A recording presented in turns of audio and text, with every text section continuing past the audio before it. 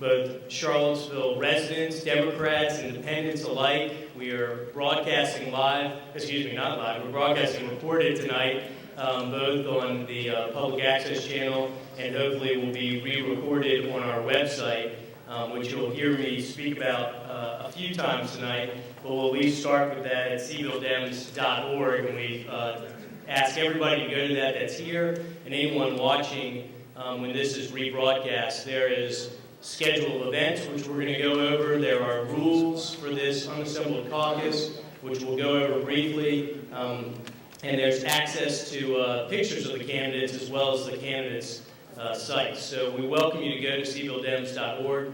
Very important, because that's where a lot of our information for the unassembled caucus is going to be.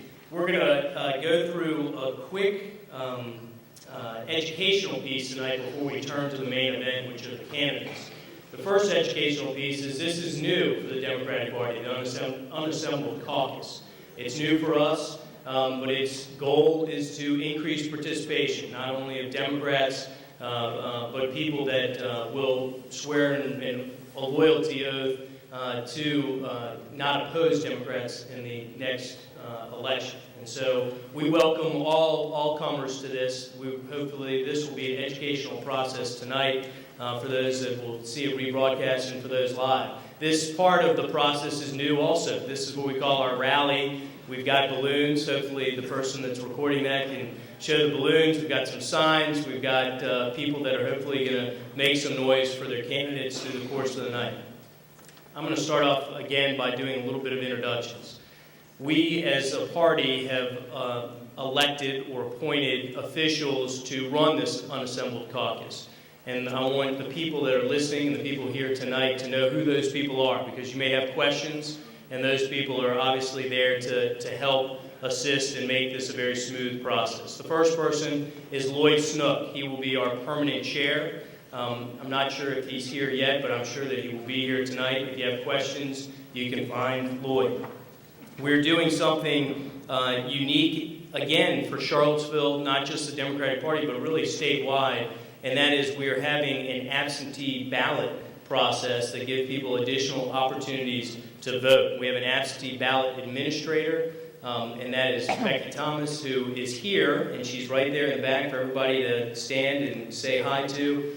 She will be in charge of the absentee ballot process, which I will explain in one moment. David Repass will be our head teller. He will be there making sure the votes are counted and appropriately with candidate representatives watching what they do. We have Linda Seaman and Rick Seaman who are floating throughout the auditorium tonight. They are in charge of logistics, and there's a lot of logistics that are going on. So not only if you have questions, but also appreciation, because to make this go smoothly, we need a lot of volunteers, and they're at the top of the list for logistics. Calendar.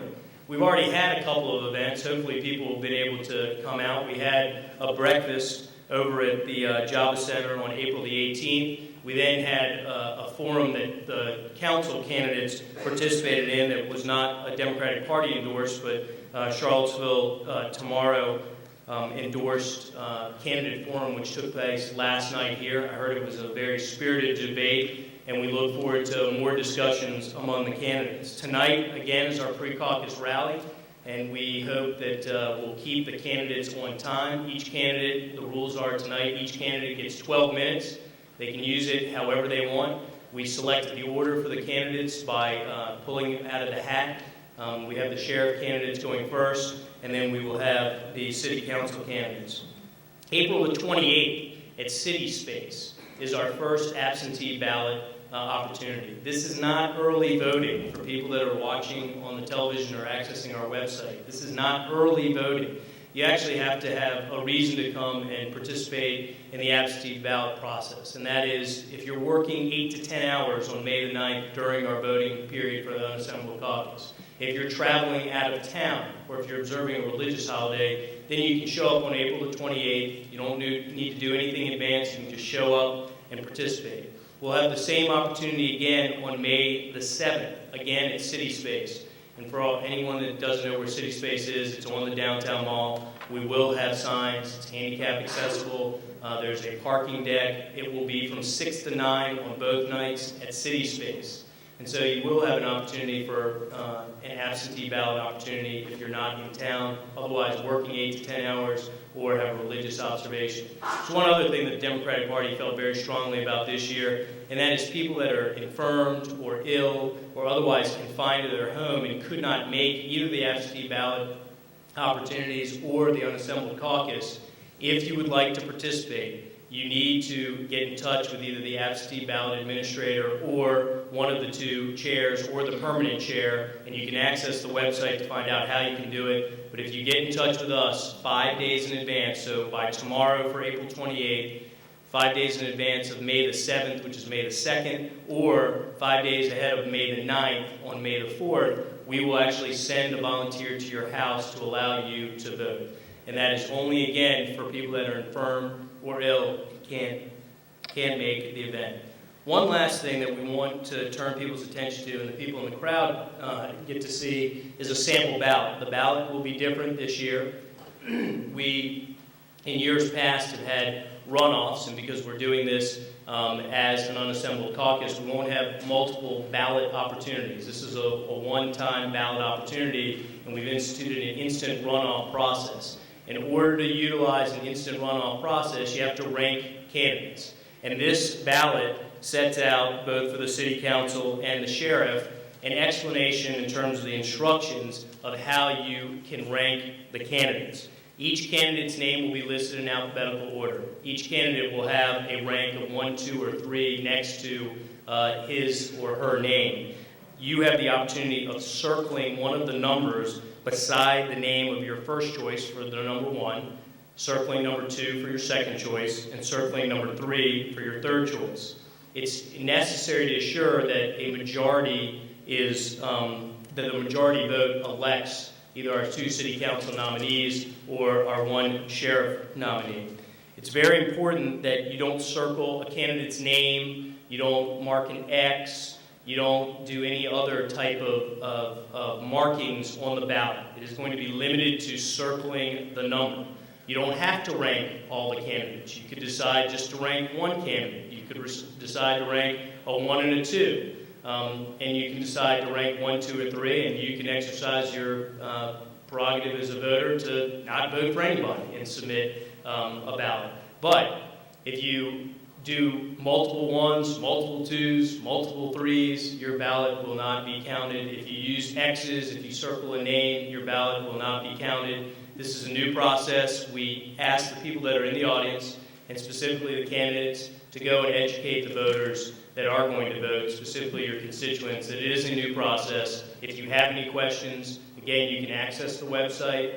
The rules are there. The sample ballot we will be giving to the candidates. They will be able to disperse it. There will be placards at the voting stations that show the instructions as well. And if you have any questions, we'll be glad to answer them afterwards during the voting process and up to the end of the unassembled caucus. With that, I will end by saying May the 9th, 9 a.m. to 7 p.m. It will be a long day for opportunities to vote at the unassembled caucus. We welcome city residents. You will have to be a registered voter. You will obviously have to sign a declaration of loyalty in the sense that you won't oppose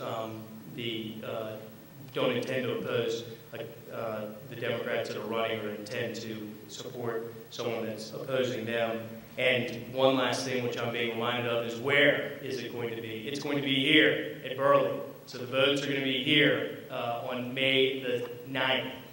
You come here to vote on May the 9th. City Space on April the 28th and